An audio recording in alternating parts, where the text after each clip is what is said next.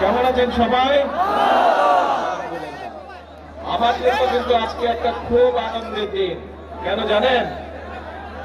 আজকে থেকে কয়েক মাস আগে যখন নির্বাচনের প্রথম প্রচার অভিযান শুরু হয়, আমি সিলেটের পবিত্র মাটি থেকে সেই প্রচার অভিযান কাজ শুরু করেছিলাম এবং সেই দিনে সিলেটের জনসভা শেষ করে আমি হবিগঞ্জে যখন জনসভা করছি, সেই সময় আমি হবিগঞ্জের জনসভার মঞ্চ থেকে বলেছিলাম যে বিএনপি যদি সরকার গঠন করতে সক্ষম হয় ইনশাল্লাহ, তাহলে আমরা আমাদের চা বাগান শ্রমিকে যে সকল মায়েরা কাজ করে তাদের জন্য আমরা ফ্যামিলি কার্ড দেব।